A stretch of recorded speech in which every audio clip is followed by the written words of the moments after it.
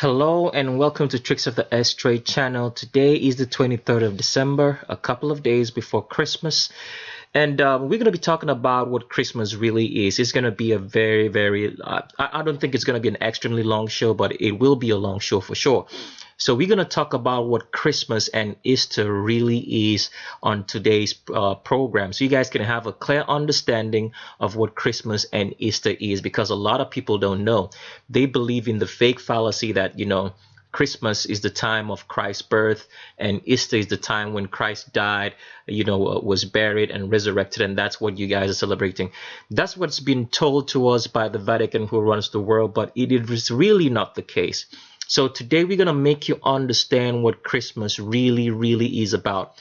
We have a lot of few other informations that we're going to be passing along, because the Vatican has caught up onto us, and we don't know how long this channel is going to be, and we're going to show you that also, and a lot of stuff so that you can understand what Christmas and Easter really means, and in between some other news. Now, the feature on today's show's name is Duff McKagan. Duff McKagan used to be a member of the group called Guns N' Roses. It was a very popular rock and roll or rock band, as they call it, and they existed for quite some time. And now I want to thank a very special subscriber of ours for bringing this to our attention. That subscriber's name is my hero, Ezra Pound. Ezra Pound, I want to thank you. I love what you're doing. You're one of the greatest subscribers that we have, and we really do appreciate you. So stay around. So if it's your first time on our channel and you have heard all that and you want to continue watching the video from this point in time, this is the part that I advise that you pause the video right here and go look for the primer video. When you're done watching the primer video, you can come back and continue watching this video, because without you watching the primer video, you're going to have a lot of unanswered questions. You're going to be leaving comments, because you have to understand that our mindset has been trained very wrongly right from the time we were born up till today. People don't know how to think, and I'll show you that in a couple of stuff that I'm going to show you down the line with some explanations on what I'm trying to show you. So you have to watch the primer video, because when you watch the primer video, you're going to have a basic foundation for watching the rest of the videos that we have on this channel. And this primer video is the most important video that you have to watch on this channel. If you do not watch any other video, you have to watch the primer video. The primer video is going to answer your questions to the reasons why and so many other things. And as usual, the Vatican is behind everything, which we'll explain. The Vatican has caught up to us finally. They sent us an email on behalf of YouTube, because the Vatican owns YouTube, like I've always said, and they tried to shut down one of our videos. So I don't know how long this video is going to be on this channel. So what I would recommend is this: if you're on this channel, because we're trying to put stuff into a book, all right, and the book is going to be published. So if you're interested in the book, because the book will tell you everything that you need to know, will give you a timeline of real world history and explain events that will make meaning to you, so that you're not going to be living in any puzzled world or doubts or anything about the world that you live in. We advise that you send us an email. Send us an email. The email is the same as the channel name at gmail.com. Send us an email so that when the book is ready, we will let you know that the book is ready. We'll send an email out to you first before we come on the channel, if the channel is still going to be around by then, because the Vatican is on behind us, because they don't like the truth that we're sharing. Before we make a video to let everybody else know, we'll send you an email first and tell you how to get the book, because you won't find the book on Amazon or any of those websites that do sales. You won't find it. We're going to be shipping it directly to you. So you send us an email, and then we'll send you an email once the book is ready, before we even make a video letting everybody else know, so that if you're interested in the book, then you can get it. We'll tell you about how much it's going to cost, and shipping and tracking and all that stuff, so you get it. So like I've said before, I'm going back now to the new subscribers trying to get on this channel to watch this particular video, that you have to watch the primer video, and let me show you how to get to the primer video now.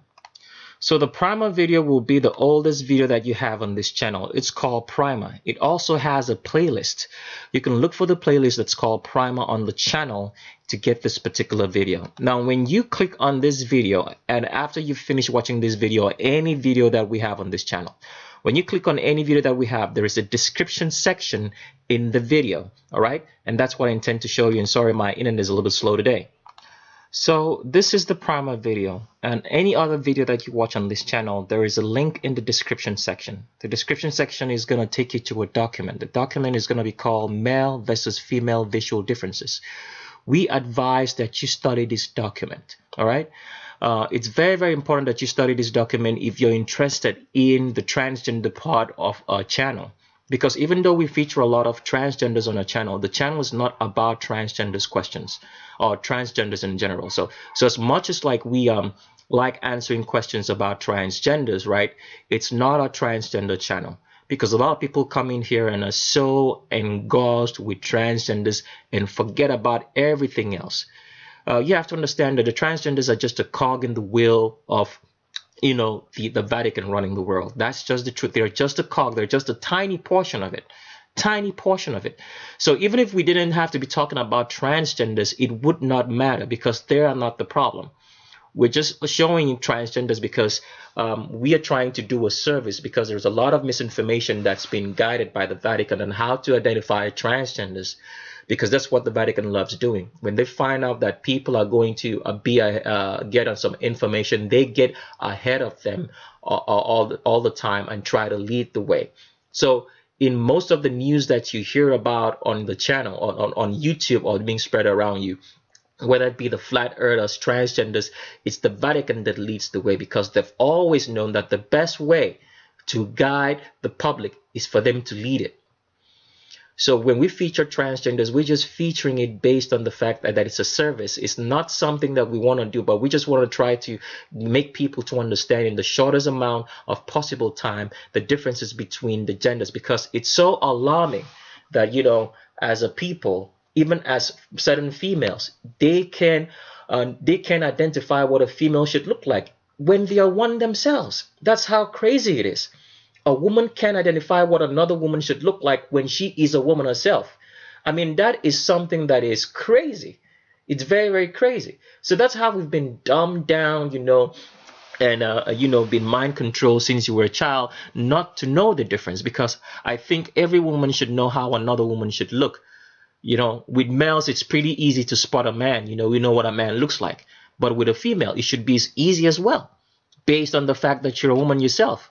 But so much people don't know how to do that, and they'll come up to the video and ask a lot of questions. So people now here, from this point in time, since we're in the subject of transvestigation, we're about to get into Duff McKagan for a while, and then we'll switch back with the other information that we have.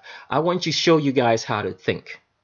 So, for example, a lady left me a comment and said that she couldn't see the arch in her daughter's back. All right, and I told her, I was trying to tell her how she should stand to look at that arch, because every woman has an arch, regardless. It can be subtle, you know, and it can be very, very pronounced. Now, there's a reason why that is. And as you know, the medical world knows about that every woman has an arch because the pelvis is tilted forward. But if you go looking on the internet to ask that question to get answers, you won't get any answers at all. You'll be so surprised that something that we can visibly see on all females, in which shows that they have an arch in the back and the pelvis is tilted forward, is something that is being debated on like it's not real. That's how crazy our world is. Why is that so? Because everything, all right, that's organized in this world is run by the Vatican. And whenever it's run by the Vatican, there has to be lies. And let me just show you that real quick before we come back to this document, because I'm trying to show you guys how to think right here. So if you type in a search engine, like I'm using Google right now, and say pelvic tilt in women, that's the pelvic tilt in women, right?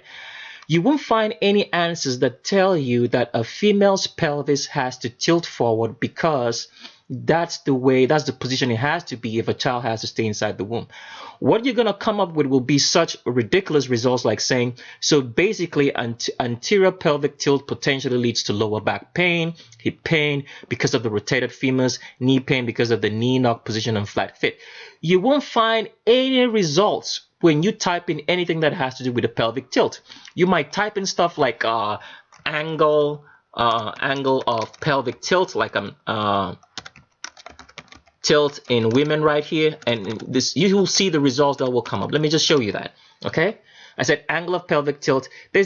What comes up? They said pelvic tilt is often quantified using the angle between the horizontal line and the connecting anterior superior iliac spine and the posterior superior iliac spine. The study found a range of values for ASIS, meaning anterior superior iliac spine, and PSIS of 0 to 23 degrees with a mean of 13 and standard deviation of 5 degrees. If you even type stuff like, let's say, pelvic tilt, right? Between males and females, all right? And see the result that's going to come up. You will see that they will find that there is no such difference. The result that I don't want to click through any, but let me just see. Let me just click on this particular link, for example, and see if it's going to open up. Sorry, my internet is a little bit slow today. So the website finally loaded. You could pause the video at any point in time and go copy out this link if you're interested in reading. But the idea of what I'm trying to show you is that when you type into your search engine or try to ask questions about a pelvic tilt between males and females, you're not going to have any clear-cut answers, all right? It's going to be all over the place. They'll start telling you about anterior pelvic tilts, posterior pelvic tilts, and the neutral spine, which is all indication of maybe someone's spine going way out of way than the way it's supposed to naturally be. That's all what it is. But they'll never tell you that a female pelvis tilts forward, because it's something we see every day. I mean, if you're a female, you stand. Now, the reasons why I'm showing you guys all of this because is when people look at pictures, for example, when we go to a document, all right, and you see somebody standing here sideways, not a front view, there is a reason why we're showing you the picture from the side. So you just can't go start doing your analysis and start looking at pictures of the person from the front or the back. So if you're trying to see the arch in that back for that woman who asked the question or the subscriber, you have to stand sideways. That's when you see it. So you just can't go and turn the person's backward and try to see if the person has an arch in the back or not. You have to stand sideways. So when we show you something, then you have to follow it accordingly to what we show you. The reason why I'm doing this is because people have to be trained on how to think, all right? Because your brain cells, if you're not thinking, all right, your brain is not working properly. That's just the fact. If you're not thinking, because the brain is like a machine that needs to be oiled steadily. So you need to fire the right neurons.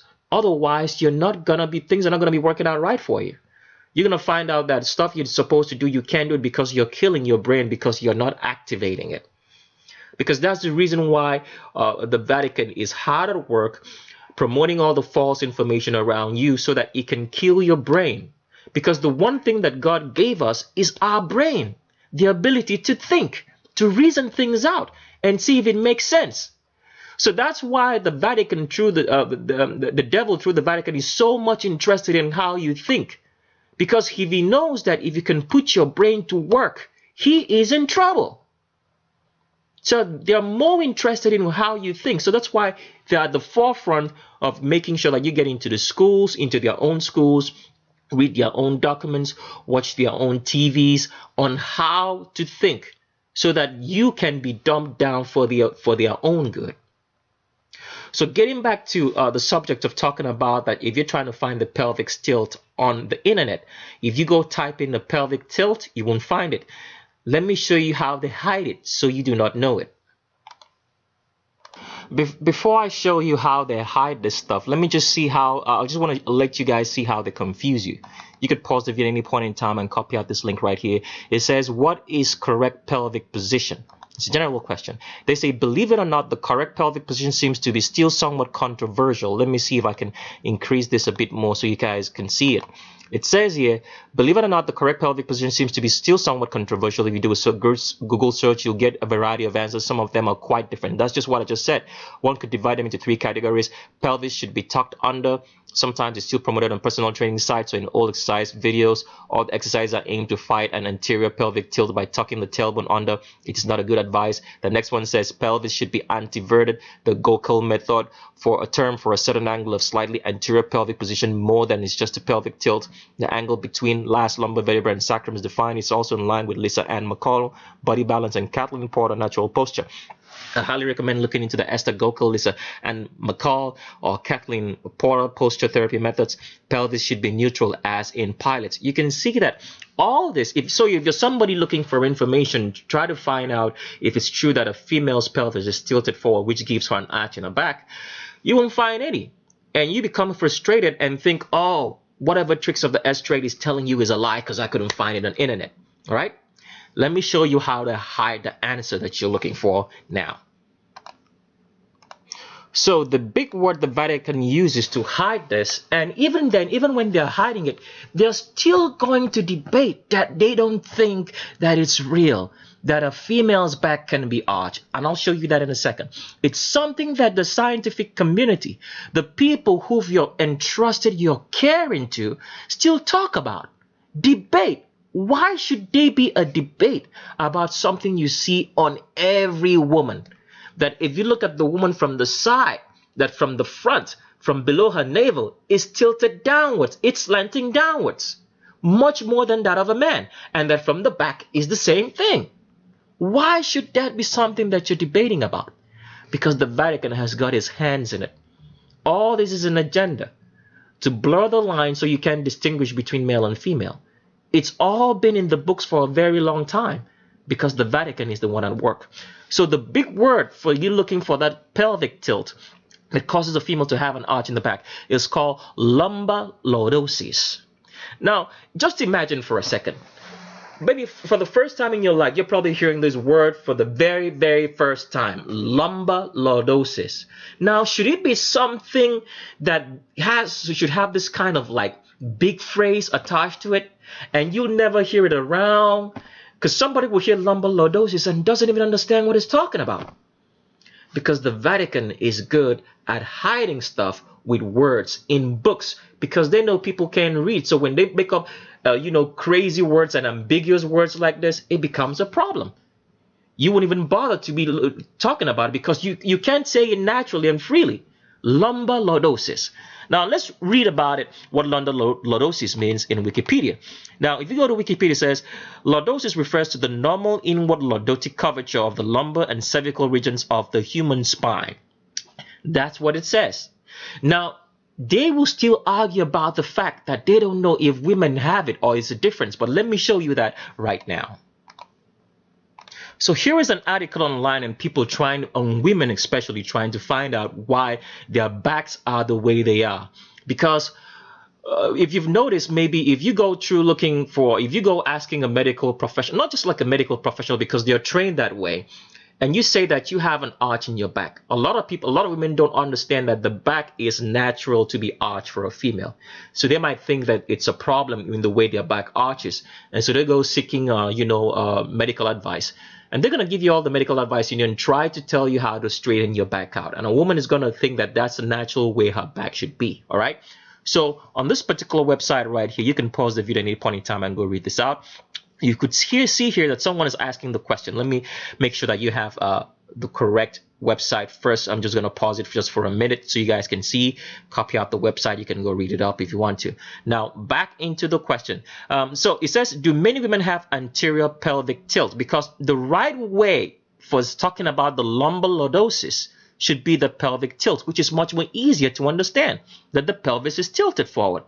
So there's a woman trying to, who thinks she has a problem from the way her back looks. And she says, I've been trying to correct my posture as my lower back becomes very arched and my butt sticks out when I stand straight. However, I'm noticing, now this is the question that this lady is saying, said, however, I'm noticing that many gym girls also have an arched lower back too.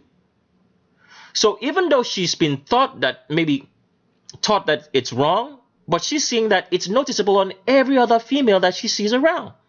And she says, I'm guessing that they're happy with that because it shows on their butt more, but it's also unhealthy. But isn't it also unhealthy? She thinks it's unhealthy. I'm guessing they're happy with that because it shows on their butt more, but isn't also unhealthy. She probably thinks this is very unhealthy. So now someone decided to answer the question for her. He said, women naturally have a more pronounced lordosis. That means now they've switched the word now from the pelvic tilt to the lordosis, right? pronounced lordosis than men unless you are a trained physical therapist or something similar. You are probably not accurately diagnosing people. So this guy tried to answer the question. Women naturally have a more pronounced lordosis than men. Now I'm going to show you to a website. The website does a lot of medical journals, and see what the website talks about. Even when it's answering the question, it's still going to tell you that it's debatable, because the Vatican always infuses lies into everything, even when they're telling you the truth. Why? The idea is to control your mind. Because like I said, like I said before, if you're not thinking with your brain, if you're not observing things, all right, you are going to be dumbed down. Because in basic training, for example, let me just give you how people think. Let's say you walk into a store, all right, and you see that people are walking towards one side of the store and not the other. Your brain, you should automatically stop and ask yourself the question, why are they working towards this way and not this way when it looks free? Those are simple things. Let's say you drive a car and you go into maybe a street to park, and you see that all of a sudden the cars are parked one way, and meanwhile the other side of the street is free, but no cars are parked. And you just go park there. You're not thinking about your actions. There's a reason why those cars are packed the way they are. It's just like maybe you're in a gathering and you see people, walking up and down. They're walking one way or the other, or they're going through a particular door instead of another door. You should ask yourself the question, why? That's how you activate your brain cells, by always asking why, instead of just accepting stuff. So like I said, I showed earlier in this picture, right here, I showed you this picture, and you see that these people are standing by the side, standing sideways, looking at the arch in their back. You should automatically, why are they standing sideways? Because it's easier for you to see the arch when you're standing sideways than when you're looking at the person from the front or from the back. It's easier to see the arch from the side. That's how you activate your brain cells, by asking questions why things are the way they are when you're looking at it, instead of just accepting stuff. So let's go back to that medical website and show you the lumbar lordosis and what we are debating about. The website is going to tell you they have it, but they're still going to say it's debatable. Let's do that. So here is this medical website. You could pause the video at any point in time right then, copy out the link, ncbi.lam.nih.gov. It's a credible website, but it's still anything credible, it's always infiltrated by the Vatican, because the aim is to make sure that they can dumb down your brain, all right? Because the brain is the greatest tool. That's the problem between people finding out who they are and why they are, is because you're not thinking. Your brain's not working. You're just busy accepting information and regurgitating without thinking about it. You're busy looking at pictures and looking at things, hearing the news without thinking about it. You're just accepting stuff. That's what makes you dumb. It's only children who accept stuff, all right? When you have a baby, maybe it's a 1-year-old, 2-year-old, you have to tell it stuff. Babies. It's babies that accept stuff. So you continually keep the human brain in a baby standard. It's never going to grow. That is the idea behind everything that the Vatican does through the devil, which controls them. All right. So on this website, he says, they start out by telling you the lie first. They say whether differences exist in male and female lumbar lordosis, which is the pelvic tilt, has been debated by researchers who are divided as the nature of variations in the spinal curve. Can you believe the nonsense that you hear? This is something you see in every woman. Let her stand sideways. You would see that from her navel is slanted downwards towards her pubic region, and the back as well. But this is something researchers debate. What kind of freaking researchers are they? Researchers of the devil, the Vatican themselves. Now, when you read on into this particular webpage, it finally tells you the truth. It says, compared to males, the female spine manifested a statistically significant greater curvature, a caudally located lordotic peak, and greater cranial peak height. So they tell you the truth right here, but they started out by telling you a lie first that is debatable. But they tell you the truth. So anybody reading this without thinking with their brain, using their brain, and looking at the facts around them in the people that you see, will accept this and say, because it's coming from a reputable website, that what they're saying is true, so it ought to be that it is not true that females have an arch in their back much more, that their backs are arched than males. And that's the conclusion you're going to draw to, because you're not thinking with your brain. Okay, so let's move on so we can get on the subject of transvestigation and finish up with Duff McKagan and then go into some other stuff. So a female's back's always going to arch much more than a man because of the pelvis, because her pelvis is tilted forward. That's the reason why a female has an arch in her back. The arch is also extra support for the weight of carrying children because a woman is going to get pregnant. The arch is also because the spine of a woman is much more flexible, all right, which is required in case she gets pregnant, so she can carry that weight of pregnancy without having problems walking over. So a female always has a deep C arch in the back. All right, if you're drawing the line from where the arch is going to be just underneath the shoulder blades into the back, you will see that deep C arch. But if you draw it higher up, it's going to form an S-shaped spine. So always remember those letters, C or an S for a female. Males do not have an arch in their back because males don't get pregnant. They can't get pregnant. It's not a requirement for them to get pregnant. So the back of a man is straight and the pelvis is straight as well. It's not tilted forward like that of a female. So a man's back, if he wants to arch, is going to arch outwards into the shape of a D or a P. So I want you to remember those letters, D or a P for the shape of the back of a man, D or a P, or straight for a female is C or an S. So remember that. I scroll further into the document just to show you that a female's back is always going to be arching more than that of a female. Of that of a male. Sorry, my internet is pretty slow today. We're going to just try to work through this. As you can see here, there's a female kneeling down. You can still see that deep C arch in the back because the pelvis is tilted forward. It doesn't matter if the female is big, tall, or small. Now, like I'm showing you here, because let me go back to that picture. Like I'm showing you here, this picture right here with this woman kneeling down. There's a reason why this picture is this way. So you just can't go maybe trying to look for an arch. You have to ask the question, why is she kneeling down? Why is it sideways? It's basic logical thinking. That's how your brain should work. All right? Okay. So I scroll forward into the document just to show you it doesn't matter the size of the female. Big, small, tall, there's always going to be an arch in the back.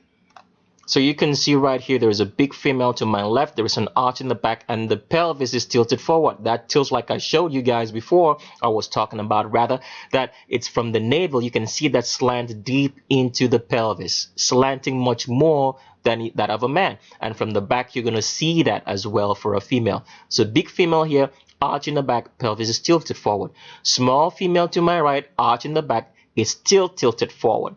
And I've talked about the fact that sometimes if you don't see this front slant, it could be the fact that the female has gone through a lot like of abdominal exercises or done some sort of liposuction that makes this to look very subtle, but it is there because when she stands up, you're going to see that she's going to be look like she's leaning backwards, and this is going to be, slanting forwards. That's just the best way I could put it. Now, it doesn't matter if the female's got muscles, muscularity, it can't change the skeletal structure. Nothing can change the skeletal structure. It doesn't matter what drugs you take. The drugs only change the muscle tissue and the skin. It can't change the bones. The bones are set at conception. That means when a baby is fertilized in the womb, that skeletal structure is set. If it's for a man, it's XY skeleton. It's for a female, it's XX skeleton. Arch in the back, and the pelvis is tilted forward with hips below the crotch. Nothing can change that position. For a muscular female right here, no matter the drugs she takes, because women naturally to be heavily built like men have more that muscle mass and density, you have to take some sort of form of steroids in supplements for that to happen. It's not going to happen naturally. All right, so here's a female right here. You can see there is an arch in the back of this female, muscular female, another female right here, arch in the back. So let me go show you the differences between the hips, in which that nothing can change the location of the hips. Let's do that. So here is the video that I'm gonna play to show you where the location of the female hip is at. There is a lot of channels out there that tell you that a female is female dependent on a shoulder to hip ratio. There's no such thing as shoulder to hip ratio that makes you or determines if you're female, because the location of the hips for a woman is below the crotch, below right here, as you're going to see in this video when I start playing it. So it doesn't matter. A female can have wider shoulders than her hips, but the location of the hip is always going to be below the crotch. Every female has hips below the crotch. That's how clothes are sewn all around the world and brought to different countries, because they have the right location for where the female hip is at. If it was varying degrees or varying places for the female hip, those clothes that they were sewn, that they've never met any woman, they just sew it, those clothes would not fit to those females. All right? So ethnicity or color has nothing to do with where the location of the female hip is at. It's always going to be below the crotch. And with regular females, a woman starts spreading and getting wider from underneath her elbows, as you can see right here. So I play the clip. As you can see, the tape's gonna go around. The tape measures the hips right there, and as you can see, the location is below the crotch, not above it. A man's hip is above his crotch. So when a woman starts gaining weight, all right, she's gonna gain weight. The location of the fat is usually gonna go down to the hips. So the greatest part of the fat, like the highest portion of where you find the fat, is going to be around these places right here, as you can see right here. For a man, it's gonna be above. So even if a man is trying to fake himself into being a woman, when he's putting on the fat, because the fat sticks to the bones, all right? It's the location of where the fat is gonna stick is gonna be high up above the crotch, very, very higher up. And that will make the hips look very, very high. For a female, the hips are lower. So the hips are always going to be lower, lower, lower, lower, lower. All right? So when the fat deposit comes in, it's going to be lower, lower, lower, not higher, higher, higher. All right? And the Q angle also for females is much more acute, because the pubic arch of a female is wider so that a baby can come out of the womb. So the Q angle is the angle between the hip and the knee. A man's hip is higher. A female's hip is lower. All right. So if you're looking at a male for the Q angle is going to start higher up here. For a female, it's lower below the crotch. For males, it's above the crotch. So I want you guys to remember that. So the female is going to turn around so you can see the location of the Q angle and the hip from the back. Now, as I usually say, if you get confused about doing a transvestigation when you're looking at somebody from the front, try to see if you can find a picture from the back.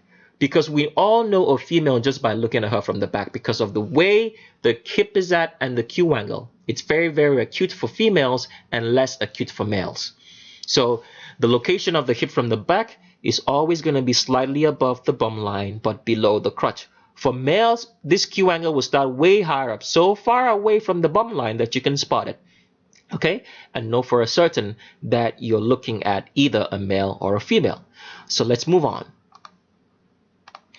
So here is the part that I put out warnings on our channel. This channel is a different kind of channel. It's an educational channel. We expect that everybody should get educated on the channel. So if you get on the channel and you start asking questions like, can you look into this person? You think this person is a transgender? We do not appreciate that. You have to put the time and effort into answering your own questions. So how you put that time and effort is trying to supply pictures of the person, links of the person, based on the female skeletal structure, for us to see if this person has or does not have the female skeletal structure which differentiates the sexes. It's the female skeletal structure that differentiates the sexes. So put in time and effort into answering your own question. Don't just ask. You can ask us when you get caught up, all right? When you're doing the investigation and you are not sure of what you're seeing, then you can ask. But you have to provide those links of pictures of the person to show us that you are at least putting some sort of effort into answering your own question. So the warning that I'm going to put out here is that On this channel, you just can't say someone is a transgender. You can't say the person is male or female, the person looks boyish or mannish. You just can't say that. That's considered slander on this channel.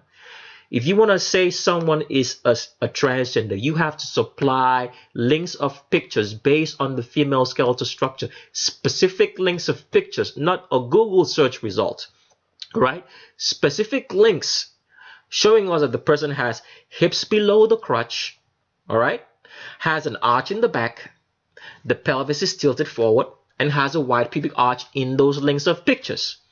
If you do not do that, and you start off by saying the person is a man, is a woman, looks boyish or looks mannish, all right, has a strong jawline, has maybe longer arms or longer torsos, Adonis belts, has an Adam's apple, all that which have nothing to do with childbirth, we are going to block you.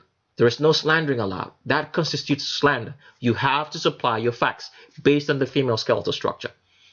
And if you supply your facts based on someone else's YouTube video, you're still going to get blocked. So that's the warning that I have to put in place.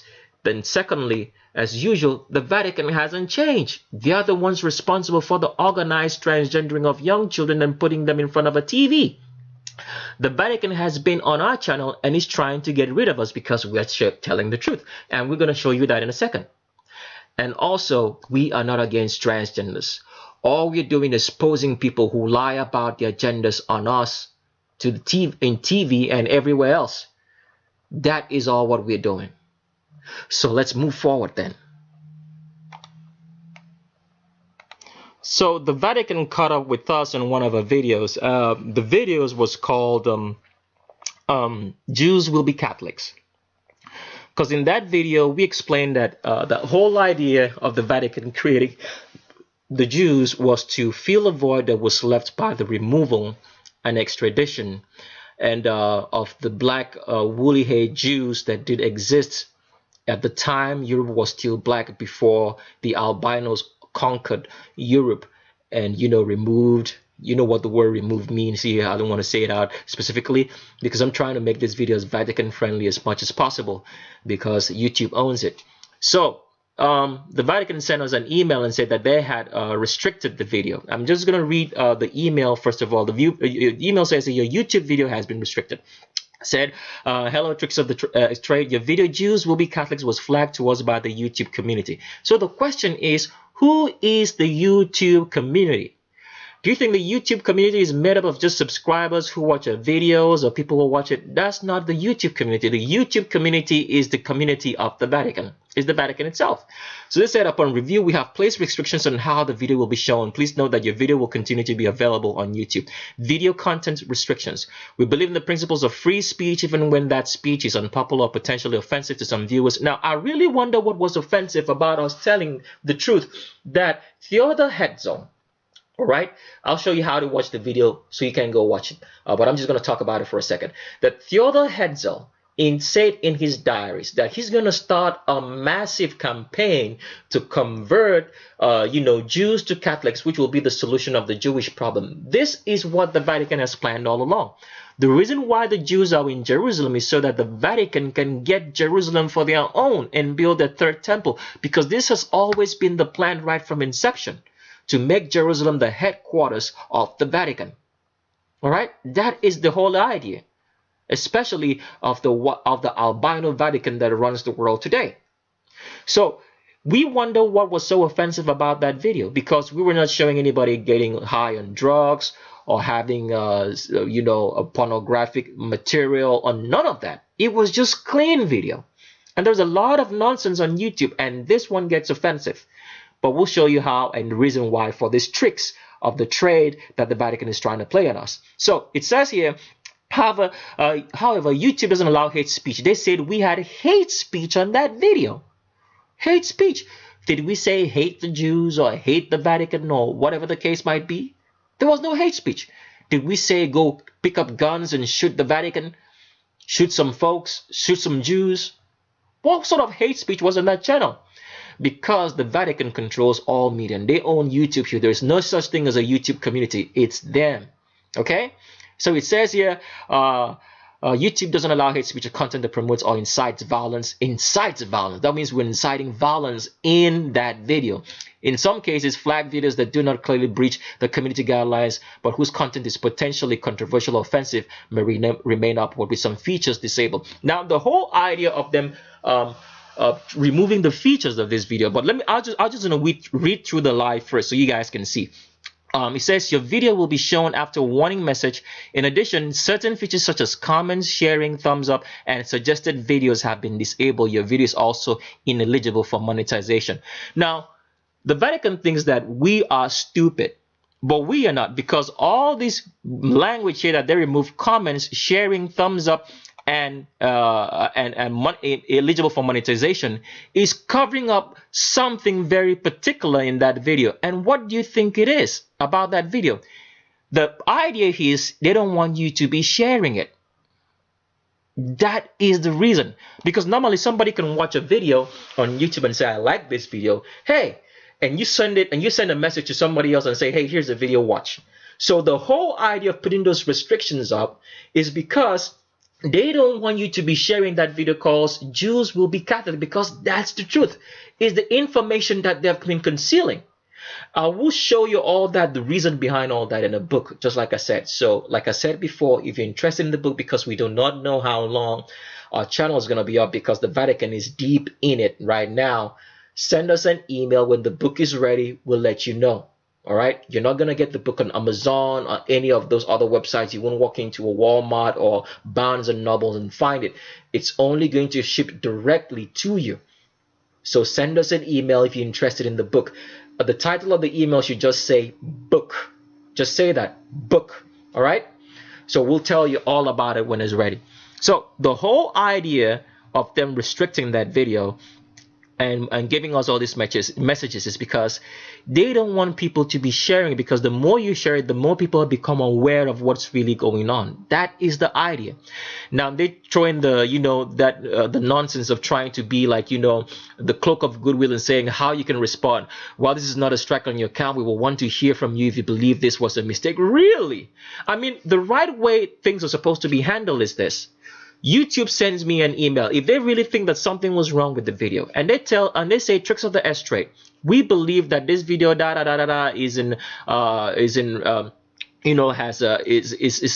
against regulations that we have on YouTube. Could you remove this and that? We'll give you maybe like 24 hours to remove it.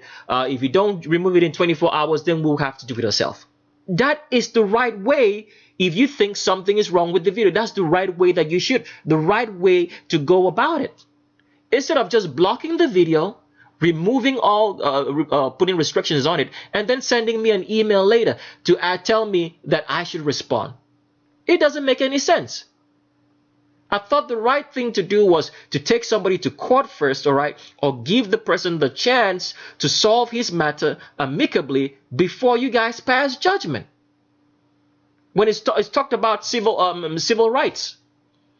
But like I've always said, there is no such thing as rights. All that is a fraud by the Vatican. And let me show you how the video looks like right now. So if you come up to our channel and you click on this video, Jews will be Catholics, like I'm clicking on it right now. Sorry, my internet is slow. This is what comes up. It says the following content already. So when someone sees this, if you're somebody trying to watch this video, right? If you see this, because so many people are brainwashed, they see this and they'll say, oh, the video isn't playing.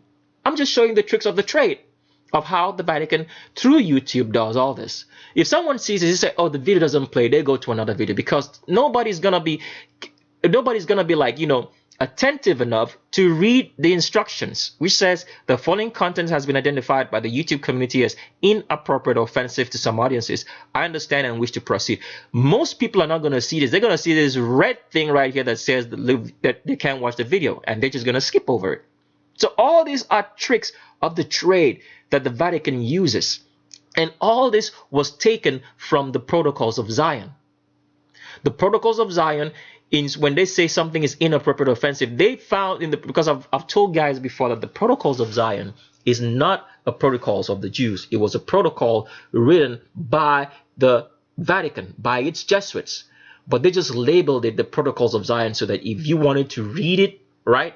You would think it would still point you to the Jews, which they want you to believe is the source of all your problems.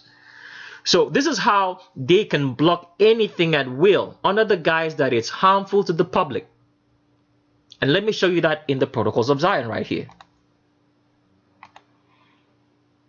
This is the Protocols of Zion.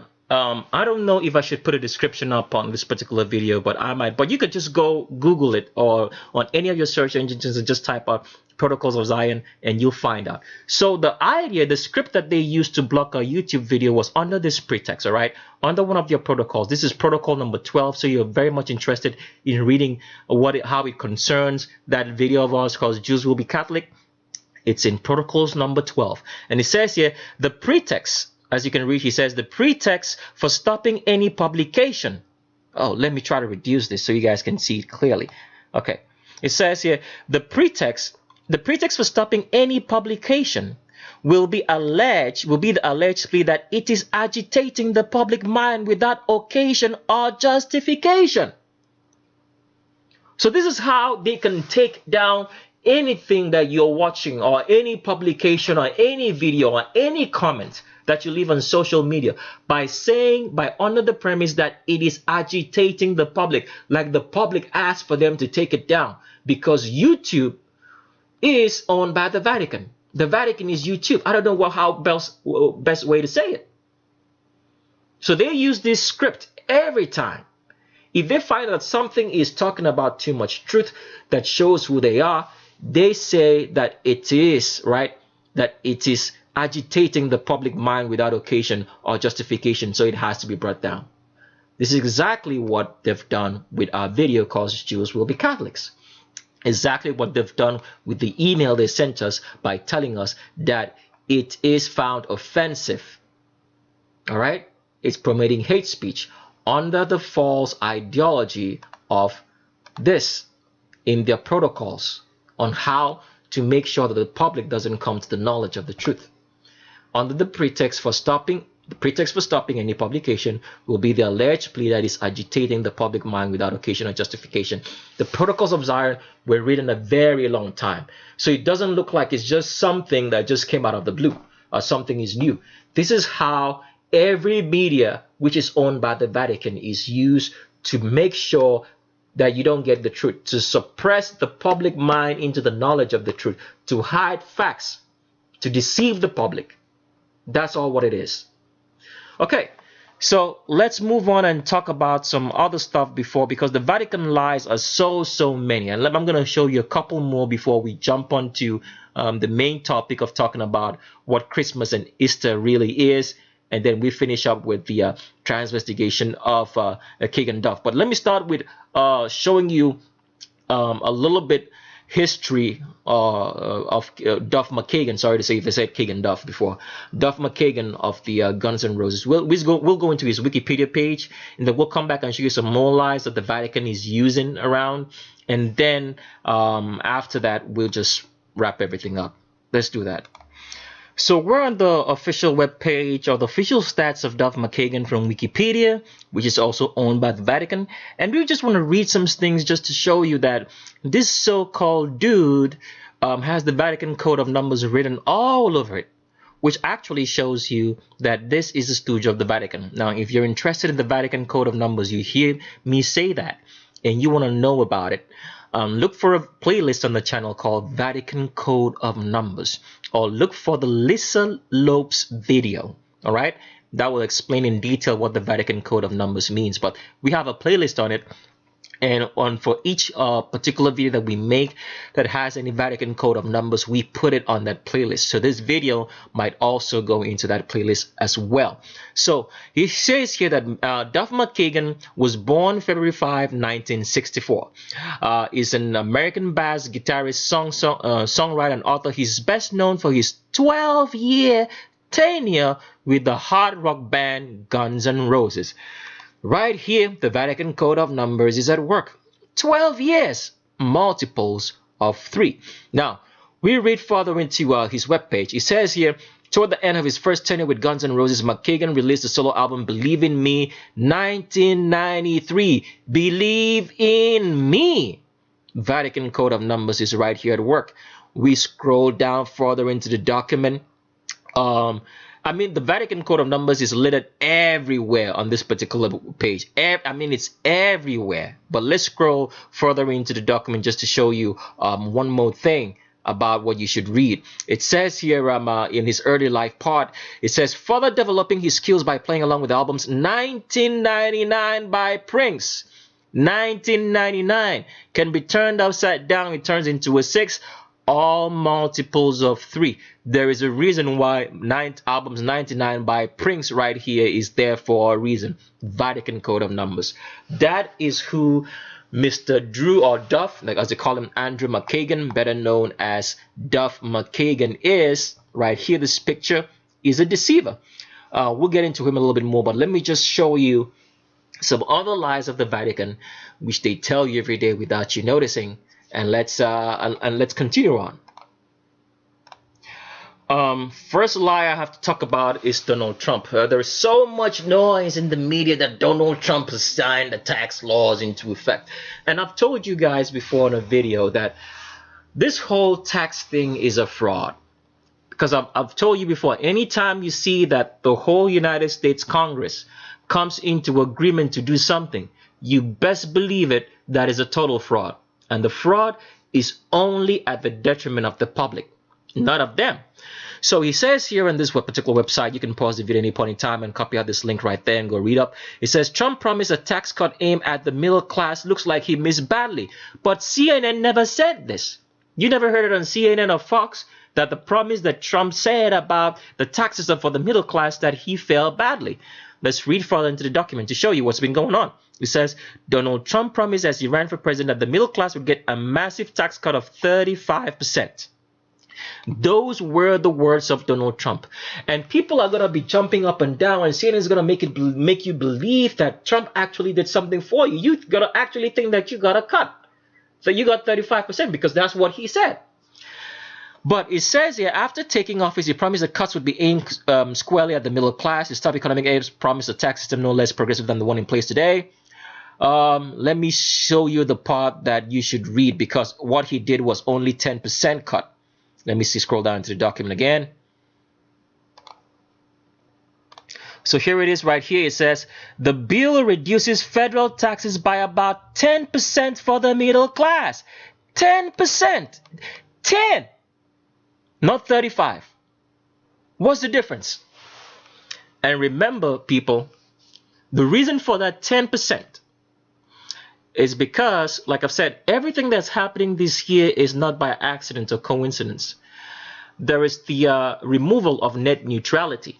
That means your internet is going to be based on a quota. If you run out of the quota, then you have to go pay again.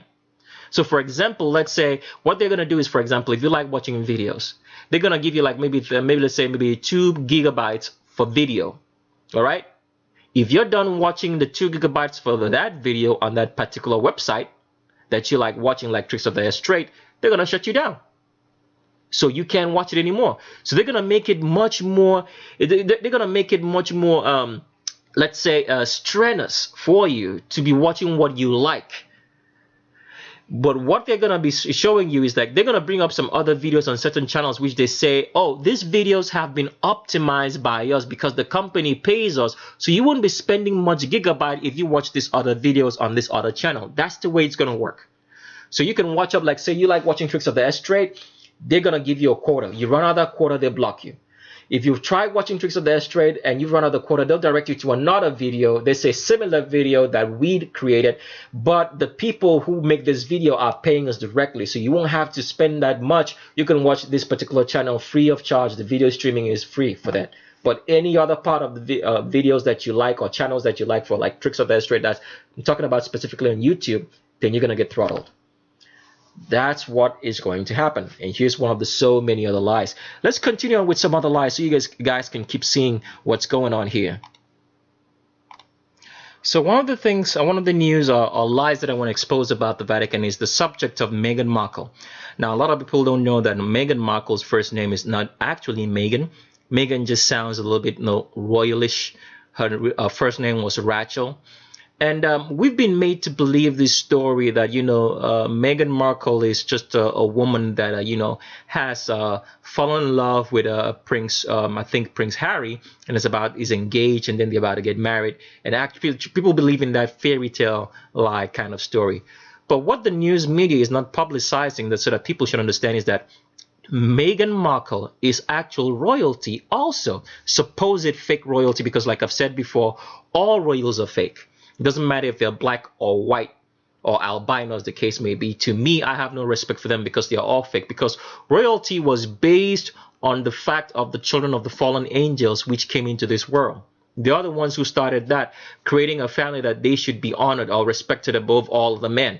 Right? So that's where royalty came from. So I really have no respect for any royalty because they're continuing what those children of the fallen angels did in this generation. More about that explanation in the book. Like I said before, we go into deep detail on the book. So if you're interested in the book, like I said, just send us an email saying book. So when the book is ready, we'll let you know the cost to get it and everything else. We'll let you know first before we make a video, so that if we have a few copies available, you be the ones to get it first before we make it public on YouTube channel, if the YouTube channel is still going to be around, the Vatican doesn't take it down by then. All right. So that's what I wanted to I just wanted to share with you, because a lot of people don't know that Meghan Markle, fake royal, is actually a royal. Her bloodlines is she's cousins to Prince Harry. This is what this video does. I'm going to play is about to show you. In case the video doesn't play, maybe after talking about this and the video doesn't play, just know that when we're trying to upload the video, YouTube maybe blocked us, and we have to re-edit that part so as to allow the video to get uploaded. But if it plays, it plays. If it doesn't play, that's fine. But if you want to play the video itself and understand what I'm talking about here, showing you that Meghan Markle is actual royalty, that she's related to Prince William, a bloodline that are related, they are cousins down the way, then you can pause the video at any point in time, copy out this link. If the video doesn't play from this point onwards when I'm trying to play it, then you should just know that YouTube told us we couldn't upload the video with that content, so we had to edit it out. So in any case, play the video from the 7-minute mark, so you can get all that information that I'm talking about, to show you that Meghan Markle is actual royalty, as the case might be. She's a princess and she's black. A lot of people don't know that Meghan Markle is black, because today, through surgery to her nose, surgery to bleaching her skin, making sure her hair is under like a hot iron, combed and straightened every day, her blackness, now she looks like an albino. She looks so straight up like an albino. But I'm going to show you some pictures first to show you that Meghan Markle is actually a black woman, all right? Because her mother is black. Then we'll come back and try to play this video. But if you do not see the video, then you should just know that the Vatican, because they own YouTube, told us to edit it out. And we have to do that. So you can, like I said, I've showed you the link. You can go watch it. So this is one of the many lies that is being sold to the public. So we just think that this thing between Meghan Markle and Prince Harry is happening organically, when Meghan Markle's been trained right from childhood to be a princess. She made a video once, I think, on you could go look for the video, Inside Edition, talking about that women's rights ought to be expected. A video was made showing about a cleaning equipment or cleaning lotion or solution, whatever the case might be, that's used in the kitchen. And the video said that women belong in the kitchen, right? And they should be using that grease solution to do their cleanings. So she objected to it when she was, I think, 11 years old or 12 years old. And the video was re-edited and that part taken out. And all that was signs, because she's been trained for that position. So the irony, or let me say the symbology in that particular video, was that people had to do or respect her to whatever she said, because she was a princess. But naturally, people just watching that, because that's what's gonna the media is gonna make you look like, that she had already started being someone who was trying to work her way up or work for society, as the case might be, that she was a stand-up woman. But the symbology in that story was the fact that She's a princess, and when princesses talk, they have to do what they tell, or they have to do what she says. That's just what it's about. The symbology was that she's a princess, and you have to honor what she says. So let me see if I can show you some of the pictures of Meghan Markle, just to show you how this black woman has been turned into an albino. Because somebody looking at her will never ever know today that she is a black woman. Let's do that. So here is a link to showing some of Meghan Markle's pictures. You can pause the video at any point in time and copy out the link just to show you some pictures that you've been looking at a black girl who's now been made to look like an albino because of white supremacy. You can see the nose right here. That's the nose of a black baby. The so-called nose which they attach to like black people all around the world. The features tell you that she's black, even though her father genetically is an albino. But as we all know, whenever anybody breeds with a black person, all right, who doesn't have any albino traits, the children that come out are black. And that's the whole reason for racism, to keep this from happening all the time.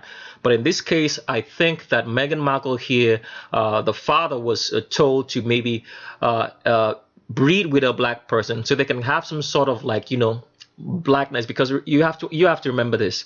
Albinism is caused by inbreeding.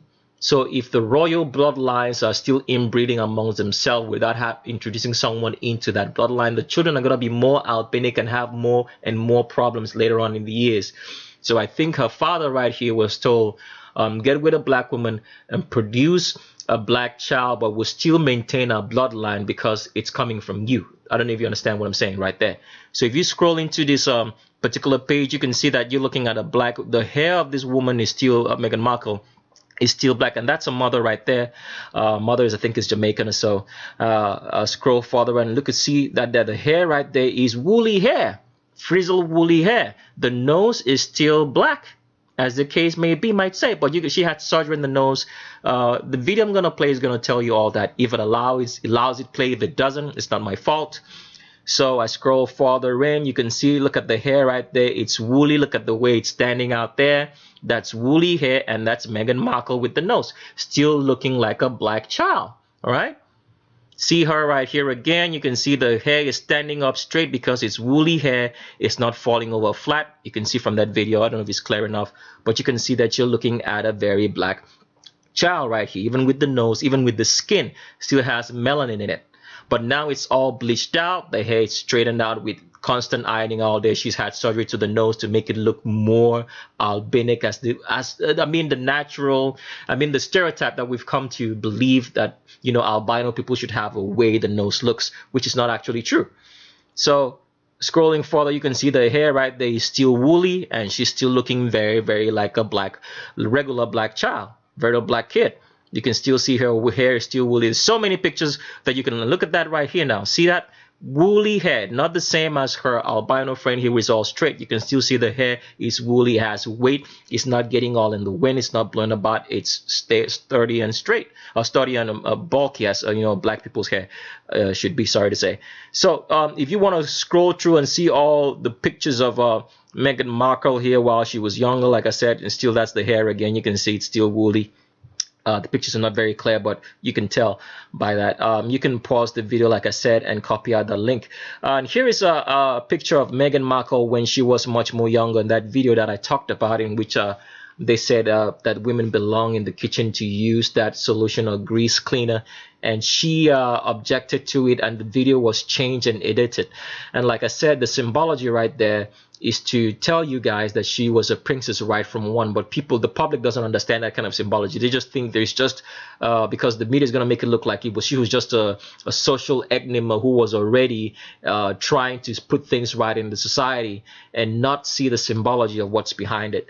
That is a picture of her in that video. You can still see the nose, and the skin is still dark, like, you know, a black person should be, who's light or light skin black, as they call it, telling you that but today, this was pictures actually showing she's black, but today she looks like this, and nobody would ever guess or know, because the skin is constantly going to be bleached.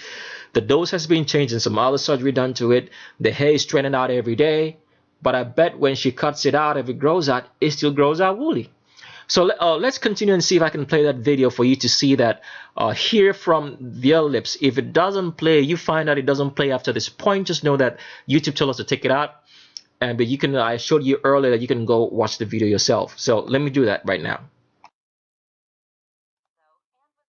And was more interested in knowing if he was a kind person. Perfect nose. It's not unusual for clients of cosmetic surgeons to bring in pictures of their favorite celebrities. Megan's face is pretty perfect, so we can understand how some people might lust over her beautiful features. But we had no idea that she was one of the top requests for cosmetic surgeons like Dr. Stephen T. Greenberg. Patients come to him all the time asking for Megan's nose. In Dr. Greenberg's opinion, the beauty of her nose is that it's not perfect. He says that she has a slight dorsal hump on it, which is not something that most nose job patients want. There also seems to be a direct relationship between the growing requests for her nose and the seriousness of her relationship with Harry. Already royal. Harry is a prince who grew up in London, while Meghan is an actress who was born in LA. Their lives seem so different, but it turns out that they may have more in common than we all previously thought. According to a genealogical report, Meghan and Harry's family trees crossed paths briefly back in the 15th century. This means that they're actually distant cousins. The report found that Meghan's father is a distant relative of Ralph Bowes, the High Sheriff of County Durham, whose grandson moved to the US in 1632. The Bowes that remained in the US married into the Lyon family, and the Lyon family eventually married into the royal family. We had no idea that Meghan was already royal. Rescue dogs. Meghan is the proud owner of... So as you heard there, Meghan Markle is actually related to Prince Harry, to the royal fake royal family, the Illuminati royal family, which is the Vatican.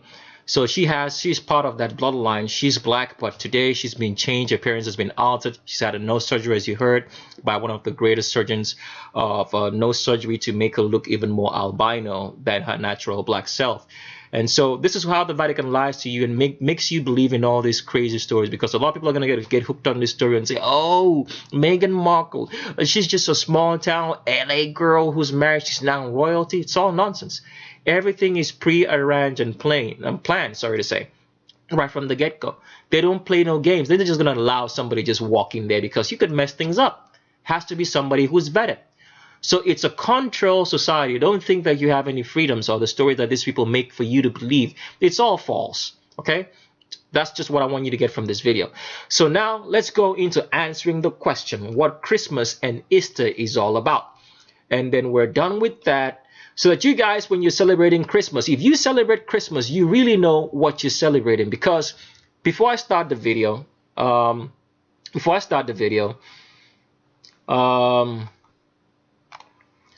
Christmas and Easter is a celebration of the sun. That's just what I wanted to say before I start the video. The part that I'm talking about right now. A lot of people who celebrate Christmas and Easter have no clue. Because the Vatican has sold us the idea that are actually celebrating the birth of Jesus, as they call it, in December, and his death, burial, and resurrection in Easter. They've covered it up because this ideology of celebrating, Easter, celebrating Christmas and Easter is pagan. I'm going to play a video article first on CNN. I'm going to read some stuff from that article as well, just to show you that they've always known that it was pagan. This was drafted in by the black woolly-haired Romans in the time of Europe, so that they could, unite all the pagan people that they were ruling over to have one day that they could celebrate all together. Because all the pagan deities around the world that were celebrated knew for exact time that Christmas was between always the 21st and the 25th. And then the Romans set up a day and say, okay, since we know there's a reason why it's between the date 25th there is there for a reason. So the other pagans used to celebrate it from the 21st to the 25th. All right. So when the Romans came in, they said, let's celebrate it on the 25th rather than celebrating it maybe on the 21st or 22nd or 23rd or 24th of December. Let's just set a day and set it on the 25th. There is a reason why it's on the 25th of December. And I'm going to show you that. So, but first of all, let's play that video from CNN as the basis, as the foundation for understanding what Christmas is first. Then we can come back and then I'll explain some more so you can understand what it means and what Easter means. So when you think that you're celebrating the birth of Jesus, you're actually celebrating the birth, or the so-called birth, of the Son. It's a Son Christmas and a Son Easter. It's not a Jesus Christmas and a Jesus Easter. So let's do that. Before I play the video, I forgot something. Meghan Markle, I just wanted to put this out. Meghan Markle is female. For anybody who cares to know and thinks she's a transgender, she's not. Here's one of the pictures of Meghan Markle. As you can see right here, she has an arch in the back right here. That pelvis is tilted forward, as you can see from the front. She's all female, a born female, still a female. She's not a transgender or any other thing. So I just wanted to put that out there so you guys can know. You can see the Q angle here right from the back. It's very, very acute. That's the Q angle of a woman. Okay, let's continue on to the video on the topic of the sun. All right, the video that I wanted to share with you guys and talk about it before I do some more explanations. So in order to understand what Christmas and Easter means, we're gonna first of all, I'm gonna start with Christmas, and then I'm gonna talk about Easter later on. So to understand Christmas, we need to understand two things that are very, very important. The first thing that we need to understand is the term the winter solstice. We need to understand what the winter solstice is, and then after that we go into some deep definitions and for you to see where the word Christmas came about. So what is the winter solstice? That's the first question. Now, the winter solstice is the time where the sun is at its, let's say, farthest in, well, the best way to put it is like, is the time when the sun is farther out in its apex. According to, you know, a lot of people, they say that this is the rebirth of the sun. Why is it called the rebirth of the sun? Because you need to understand the revolutions of the sun around the earth. The sun goes around the earth in 3 circles. The first circle is called the Tropic of Cancer, the second circle is called the Equator, and the third circle is called the Tropic of Capricorn. So these are the 3 circles that the sun goes through. I'm going to show you some visual pictures of that so you can really understand it on the flat earth map, because the world is flat. But first of all, I'm going to play a video in which CNN tries to explain what the winter solstice is. I'm going to break down the video and break it down in such a way that you can understand and differentiate the lie from the truth in what they're telling you, because the Vatican is involved in everything that they try to explain to you. So I'm going to play the video first, then I'm going to explain with the map, and then explain the definition of Christmas and how it came about from the winter solstice, so you guys can have a perfect understanding, so that if you're out there celebrating Christmas, you know, buying gifts and going through all the merriment of the season, you have to understand what you're celebrating. That you're not just celebrating the birth of Jesus Christ, as we're being told, because the Vatican has camouflaged this. This was all started by the black woolly head Romans, have camouflaged it in such a way that people who think that they're Christian think that they're actually celebrating the birth of Jesus, not knowing that they're celebrating an age-old pagan event, which is actually which comes about from the winter solstice, because it's the winter solstice that gave birth to Christmas. So let's play that video first, then we'll come back and explain some more stuff. The winter solstice occurs when the sun's rays are directly over the Tropic of Capricorn at 23.5 degrees south.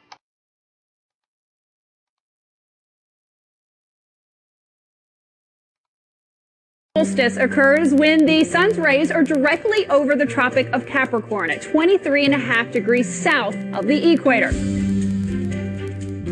The solstice is when the Earth is tilted most away from the sun on its axis. The winter solstice marks the longest night and shortest day in the northern hemisphere, while the southern hemisphere will have their longest day. The sun stays below the North Pole horizon during the winter solstice. It's the beginning of winter in the northern hemisphere. The winter solstice is different than the equinox, which is when the sun's rays are directly over the equator. That happens twice a year when day and night are equal lengths. The day after the winter solstice, we will begin lengthening days, which leads up to the summer solstice in June. I'm Vern, the Orange Money Retirement Rep. So first of all, after watching that video, I want you to get the basic truths before we move over or start talking. The first truth you have to understand is that the winter solstice, what it means is that the sun is at the Tropic of Capricorn, one of the 3 circles which I'm going to show you in a minute. That's one of the first truths that you should get from that video, because since the Vatican controls what we hear or what we see, they try to make us believe that the world is a globe. Now, they say that the reason for us having a longer day, especially within the Northern Hemisphere. Northern Hemisphere here means people who are living in the area of Northern America and Europe especially. That the reason why we have such a long night and a very short day during this point in time is because the Earth is tilted at 23 degrees, 23.5 degrees. As usual, the Vatican code of numbers at work, which means it's a lie. 23 there just signifies 2 3s, so it's 33 actually. So that's a lie. That's not the reason for that. The other truth that you have to understand is this.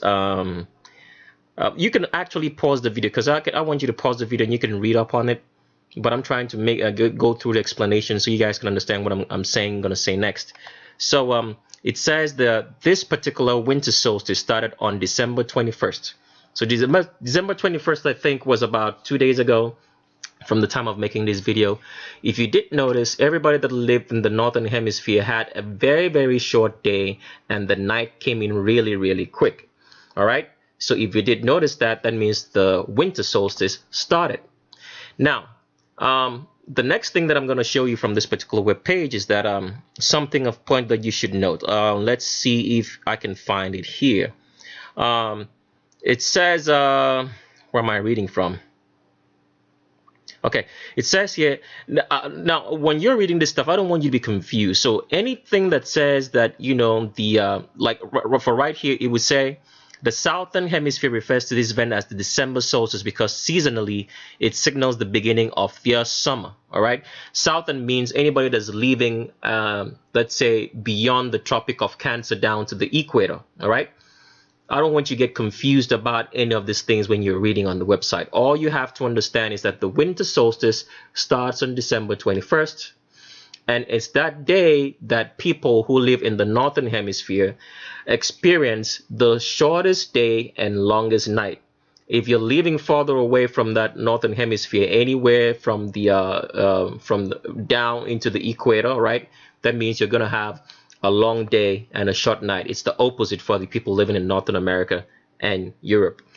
So, but what I want you to get to understand this is that the winter solstice, this is what you have to get from this. The winter solstice is the time that the sun arrives at the Tropic of Capricorn. That should stay in your memory. I want you to get that first. The winter solstice is the time that the sun arrives at the Tropic of Capricorn. Okay? Get that first. All right. So the next thing that I want to show you guys from this particular website, it says that historically, the solstice has been celebrated by people around the globe at Stonehenge in England. So when the albino elite and the Vatican lies to you that they don't understand the reason for Stonehenge, they're just telling you the truth right here, and a lot of people won't catch it. The Stonehenge was erected, right, to track the path of the sun. So a lot of this monuments that you see around the world that don't make any difference, that are so high, is to track the path of the sun. So for example, the pyramids in Egypt is to track the path of the sun. Stonehenge was to track the path of the sun. And they had so many other, buildings around, like the Inca temples and so on and so forth. All that was to track the path of the sun. But the Vatican, who knows the truth, will create a mystery around these places to lie to you. So all those great temples that you see around the world and places that you visited, pyramids all around the world, Stonehenge, this was all created to track the path of the sun. So I want you to understand that today. Okay, so let's move further and explain what the term and how the term Christmas came into being. Then I'm going to explain it with some maps and show you the revolutions of the sun so you can have a perfect understanding of what Christmas means first, and then we talk about Easter next. So let's move forward. So I'm on the Wikipedia page right here talking about the winter solstice. And what you're going to notice is that Wikipedia is going to tell you that the winter solstice, or hibernal solstice, also known as midwinter, is an astronomical phenomenon marking the day with the shortest period of daylight and the longest night of the year. Now, this is a fraud right here, because remember, what I wanted you to grasp from whatever they were saying is that the winter solstice marks the time when the sun arrives at the Tropic of Capricorn. I'm going to show you that in some few slides of pictures. Now, what we're going to take away from this web page on Wikipedia are some basic things that I want you to understand. Now, it says here that the winter solstice, okay? Now, remember, the winter solstice for this year was on the 21st of December, so keep that in mind as well. It says here it says here on this page here, midwinter Yule, the longest day night, Yule. All right. So another word for the winter solstice is the word Yule, from where you get Yuletide, celebrations. But before I get into the meaning for you to understand that far better, let me read some things from this particular webpage here on the winter solstice. It says here, as I scroll down, it says the solstice may have. That's when the Vatican is starting to lie to you. It's not may have, it is, because today the symbology of the solstice is celebrated as Christmas. It's a pagan ritual. All right. And I'm going to explain all of that in a second so you can understand. But first of all, I want you to understand the days, okay? The solstice may have been a special moment of the annual cycle for some cultures, even during Neolithic times. Astronomical events were often used to guide activities such as the mating of animals, the sowing of crops, and the monitoring of winter reserves of food. Many cultural mythologies and traditions derive from this. This is attested by physical remains in the layouts of late Neolithic and Bronze Age archaeological sites such as Stonehenge. You see what I'm trying to tell you now? Stonehenge in England and Newgrange in Ireland, but it's all over the world, all right? Because they know the reason why these monuments were all built. Like I said, the pyramids, if you've ever had a mystery trying to figure out what the pyramids were built for, and all those great archaeological sites that you've been wondering, what was it about? What was these guys up to?